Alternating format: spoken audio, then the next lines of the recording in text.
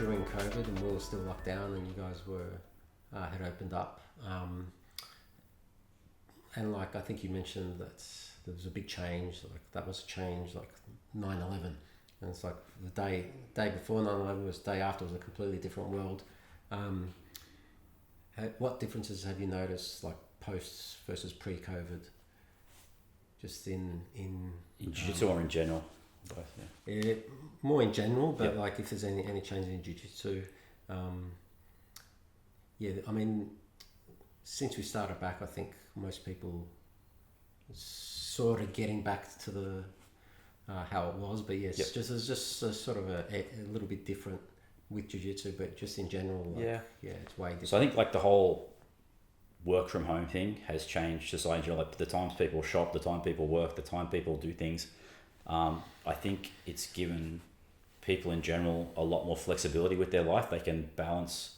Yes, some people work very hard, but now I don't have to work hard from 8 till 6. You have some people, they work from 6 in the morning, they'll work a bit, and then they'll be working at 10 o'clock at night, but then they can take their kid to soccer in the afternoon. That, of course there's other jobs where you don't have that luxury, but I think one of the good things, the only good thing about that was that work from home and not having to go to a physical location just because that was it. So I think people's schedules and flex are a little different now. Like, and that flow onto jiu-jitsu. Like when people train now, people were always like, hey, we always train at 6 or 7 at night because everyone works from 9 to 5, goes home, has dinner, and comes to training. But now, half the guys who are finishing work at 3, they train at 3:30. Jiu-jitsu in general has changed like that. I've noticed that. Like the classes, the times have changed. Like the attendances, whereas before COVID. Our attendance is very different from beforehand. Like when I'm teaching and what I'm teaching is different. For a bunch of reasons, but COVID was it changed the way I looked at a lot of things, like just in general, not for the better, but so that COVID took the wind out of my jiu-jitsu sales. Like I'm still passionate about it. I'm on the mat literally 7 days a week, most weeks, but it did take some of my passion away just because it was, especially running an academy, it was very, very stressful, super stressful at the time. Like now, if you hadn't known this is how it would have ended up, would have been able to easily write it out. But at the time, like it was looking very dark, for a lot of academy owners, myself included. And it was like, man, is this really what I want to do, kind of thing? Well, it's like, I think, like you mentioned the other day, your perception of surviving the zombie apocalypse has changed. Yep. Could you talk about what you mean by that?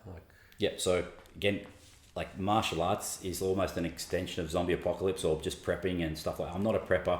I don't go camping and stuff like that, but I just find it fascinating, like the zombie stuff and prepping. It's just like martial arts is an example of being prepared for a potential bad situation. So. And composure under pressure as well. Correct. And so just being prepared in general, because so I mentioned before, like we had massive storms here many years ago. It's where the Pasha Bulk is famous, like washed up on the beach here at Nobby's, and I had stuff at home like like flint and things like that, but I didn't have a radio, so and there was not so much internet at the time. We had no power. I didn't know when the stores were going to come back online, when I'd be able to go and fill up my car. My car had no petrol in it. Just simple everyday things. People get, like even me, get caught in the ninja stuff when it's just like everyday common sense that I had tended to neglect. Like don't let your car get more than half empty. You're half full. Yeah, well, you could have all the stuff at home, but if you don't have it on you and you're stuck out somewhere, and it's no use to you if it's not on you. Like we had the fires as well before COVID in 2019, and like that was a pretty full-on experience.